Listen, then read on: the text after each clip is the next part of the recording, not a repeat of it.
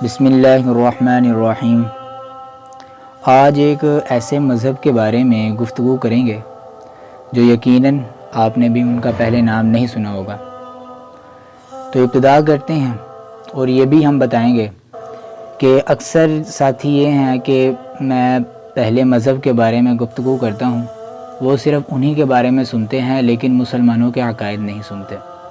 تو ان سے یہ بھی گزارش ہے کہ وہ مسلمانوں کے ان کے بارے میں جو نظریات ہیں وہ بھی سنا کریں، کہ آدھا بیان سن کے پھر اعتراض کر دیتے ہیں، تو لہٰذا مکمل بیان سنا کریں۔ بہت شکریہ۔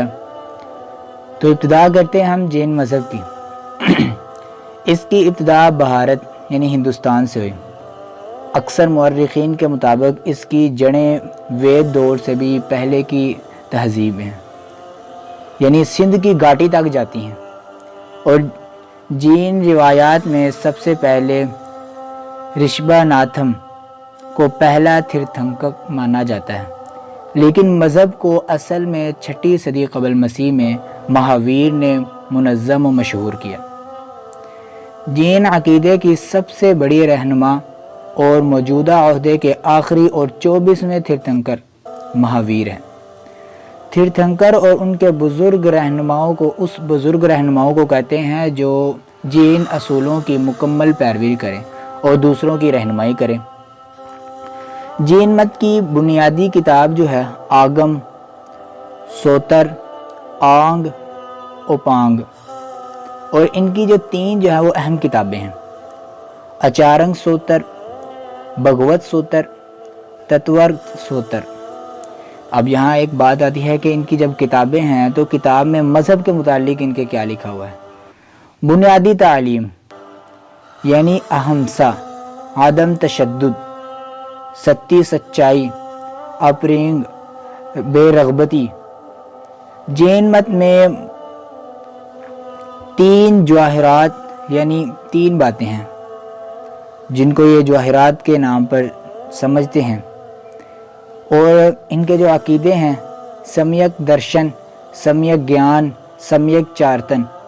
کتاب میں روحانی پاکیزگی، کرمان کی صفائی، مراقبہ، درگزر، سادہ زندگی اور روزمرہ کے معمولات پر سختی سے عمل کی تاکید ہے۔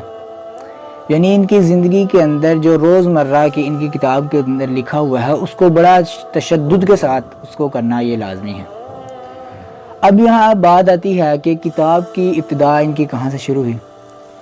ابتدائی صحیفے آگم مہاویر کے اصل شاگردوں نے اکٹھے کیے اور بعد میں جین علماء اور راہبوں نے منظم کیے۔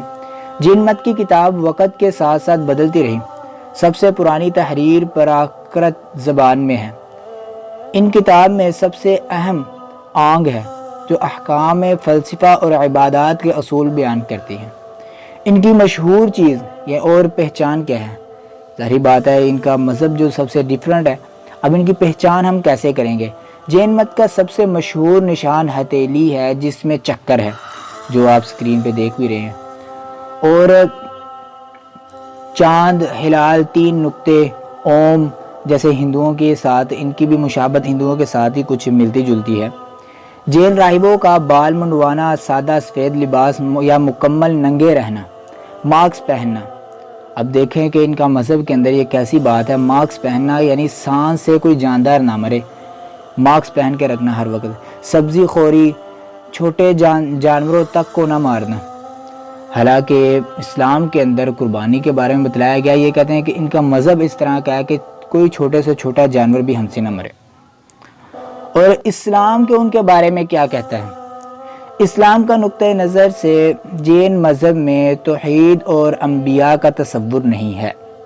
یہ نہ خالق کائنات کا قائل ہے، نہ یکتائی اللہ کا نظریہ رکھتا ہے، اس لیے قرآن کے مطابق یہ ہدایت سے دور ہیں۔